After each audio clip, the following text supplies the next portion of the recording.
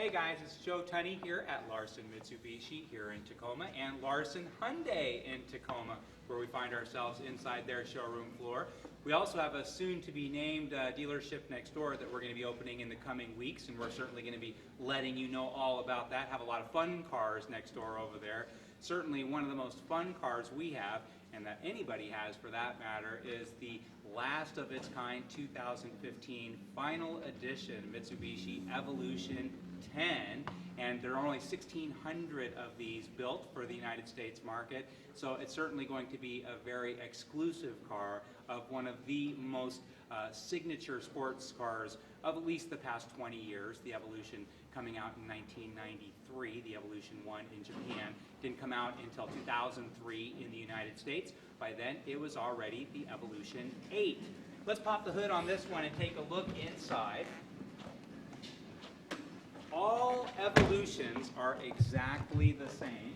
Going back to 1993, it goes back to the Mitsubishi Galant VR4, and so the Galant VR4 had a 2-liter turbocharged engine and all-wheel drive, and that was pretty nice in a mid-size car. They figured, heck, what if we put it in our Lancer small car? Well, of course, that had extravagant performance capabilities. You'll see the number 276 a lot. You see that in a lot of Japanese spec cars. The reason is that there was a gentleman's agreement in Japan for a great many years that they only featured 276 as the final output of pretty much every single engine, even though many cars had much more horsepower than that.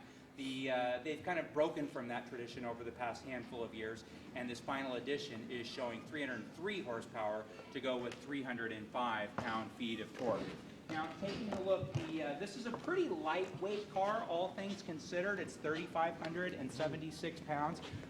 Some of the leanness of this comes from the fact that it's aluminum up in the front. So it has aluminum fenders, it has aluminum hood, and it also has an aluminum roof that is painted black.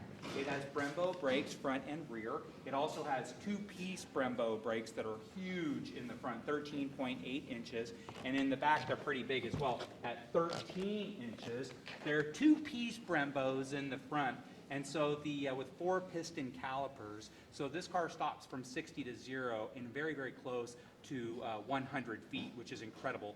And then that 13.8 and 13.0 size, that's really big as well. A modern Ferrari or Lamborghini is going to be about 14.5 in the front and about 13.5 in the back. So this is about as big a brake as you're ever going to find in a car under $150,000 or so. And they are really, really wonderful brakes. You can slam on the brakes over and over and over again. There's just no brake fade. And then this is a GSR, so it's a 5-speed manual transmission as opposed to an MR, which is that dual clutch automatic. And so it has Eibach springs, it has Bilstein shocks, and so you're going to get roughly 1 full G of lateral acceleration. So the performance of this is not only incredible as far as that 0 to 60 time. If I keep it in first and second gear, that's going to be under 6 seconds, but that handling is going to be really, really nice. The other thing about all aluminum on the top and in the front is it lowers the center of gravity, and that makes the handling that much better on a car that already has torque differentiating all-wheel drive, which means it splits the power to the rear wheels in a varying fashion depending on the performance needed. And so again, everything about this car is really, really awesome for people who are dead serious about high performance. Lots of room in the front, so that's good. It's a small car, and so like many small cars, it's going to be small in the front, or big in the front, but small in the back. But in the case of the Lancer, one of the nice attributes of the Lancer, it's actually really spacious, even in the back seat. So 6 feet tall, 175 pounds. I'm really comfortable in the front. I'm actually really comfortable in the back. I have about 3 inches of extra legroom. So I'm feeling really, really good as far as passenger comfort. I'm going to pop the trunk, and we will take a look back there. Now, one thing about the Evolution is that they have relocated the battery back to here and the windshield washer fluid to the left-hand side. So the trunk is shortened, so it's not very deep at all. And then, of course, because it's all-wheel drive, there's a drive shaft in the back, so the floorboard comes up. So the trunk is actually really, really, really small. There's just no other way to say it. For a sedan, it's got to be the smallest trunk in the category by a bit, but not that kind of car, right? It's obviously a high-performance car, not the family hauler. This isn't going to be for 2-week-at-a-time runs to Costco, to say the least. Taking a look at the passenger side, well, it certainly is a beautiful car in kind of a throwback manner. It has Enki wheels that have that kind of black chrome finish, and then like virtually all Brembo brakes, it has red calipers, bigger in the front because they're 4-piston calipers, and a little bit smaller in the rear. Come on in, let's take a look inside, see what it looks like in there.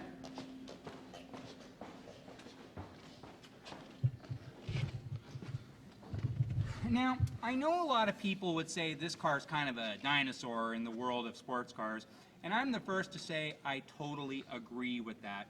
A car in the same price point as this would be Lexus's IS 350, which is a low 40s kind of $1,000 car, where this is a high 30s $1,000 car, $38,000 and change to be exact, though it's probably going to be impossible to buy one for that because there's going to be a second sticker on every one of these because they're going to be an instant collector's car. And so but if I look at a car like the IS 350, it has 306 horsepower. This only has 303 horsepower. The Lexus looks far more modern on the outside and is utterly gorgeous inside compared to the Mitsubishi. So more power, more modern, more plush, and then of course the technology and the amenities are probably a decade newer than what you have in the Mitsubishi. So you think it's a no-brainer to get the Lexus over the Mitsubishi. The way I look at this kind of situation is you look at two twin girls, and one of them studied at Juilliard, and she learned to play the cello like Yo-Yo Ma, and she can play Saint-Saëns the Swan and bring a tear to your eye, and it's all so beautiful, and she's so well trained and so well educated. Whereas the other sister went to jail and has a big black flag tattoo on her arm and learned to play Metallica on the lead guitar so great she could probably tour with the band. And so that's what this car is. This is the rock star of the small high performance set, and it drives and it feels like a rock star. It has none of the plushy modern amenities that all of the other cars have, and that's the allure of this car.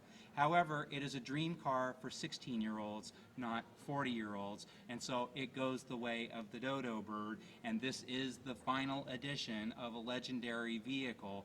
However, because they don't make cars like this anymore, and this is the last of a certain generation of car, the opportunity for this car to be a very, very expensive collector's car in the future is very real, and that is why all dealers are going to be getting above MSRP on this car.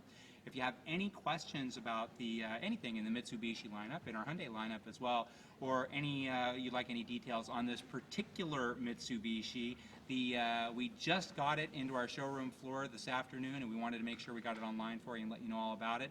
Please don't hesitate to reach out to me. My name is Joe Tunney. I'm the general manager of Mitsubishi of Tacoma and of Hyundai of Tacoma, and you can check me out anytime at joetunney@looklarson.com.